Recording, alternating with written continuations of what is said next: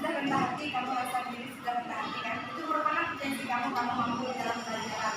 Tapi ingat, karena kamu tahu kamu pintar ini kan, ibu itu memakai berbagai cara untuk dia membuat kamu seperti jatuh di dalam potensi kamu itu.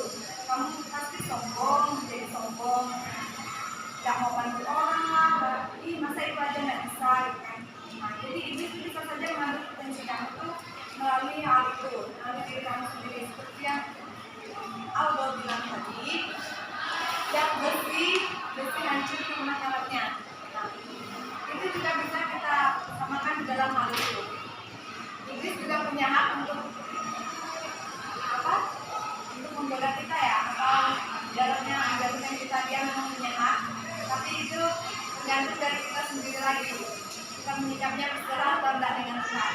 Selanjutnya akan dijawab oleh Aldo.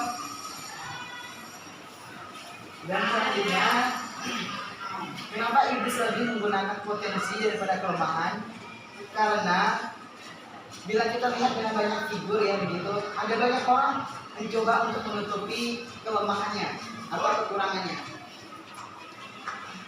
Dan kita nggak bisa dengan sekejap mata itu, oh kelemahan dia segini. Tetapi mengapa sangat mudah untuk menggunakan kelebihannya? Karena ketika kita punya kelebihan, ini mudah sekali untuk mengangkat kita untuk kita melakukan kesalahan atau kita melakukan dosa. Mungkin saat ini kita nggak sadar kalau kita ternyata terlalu sombong dengan potensi yang kita miliki. Tetapi ingat, kita belajar dari iblis itu sendiri, karena yang disebut iblis itu adalah Lucifer. Kita tahu dari ceritanya bahwa dia punya potensi, dia pemimpin malaikat begitu. Tetapi dengan potensi dan kekuasaan yang dia miliki, akhirnya dia jatuh. Dan kenapa dia jatuh? Karena itu tadi, karena dia punya potensi.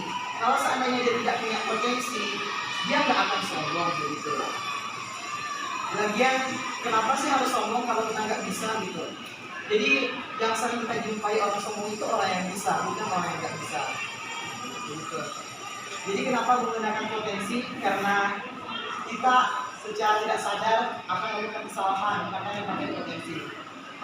Terima kasih. Bagaimana? Apakah sudah memahaminya?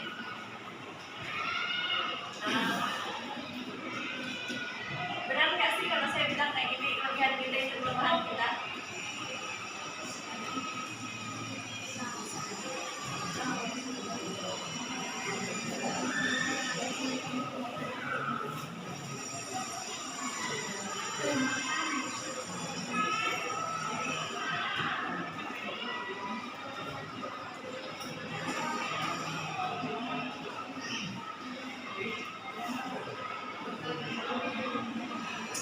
Apa tadi statementnya? Kelebihan kita merupakan kelemahan kita.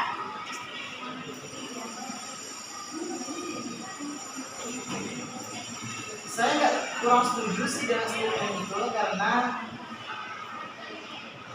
kelebihan kita akan terlihat ketika ada kekurangan. Jadi kalau kelebihan itu merupakan kelemahan, itu bisa jadi. Tapi ini bukan bahasa yang pas. Yang benar itu adalah kelebihan itu merupakan senjata atau bumerang untuk kita sendiri. Karena kalau kita beda sekali dengan kelemahan. Ini kelebihan itu potensi, sedangkan kelemahan itu yang nggak bisa. Masa kita bisa main bola dibilang itu kelemahan kita?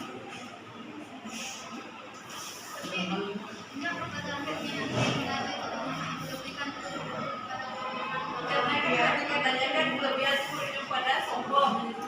Sombong itu kan kelemahan. Kelebihan kita tuh. Maaf ya, ada kok orang sombong itu lemah. Orang sombong itu gini dadanya, bahkan orang sombong. Benar.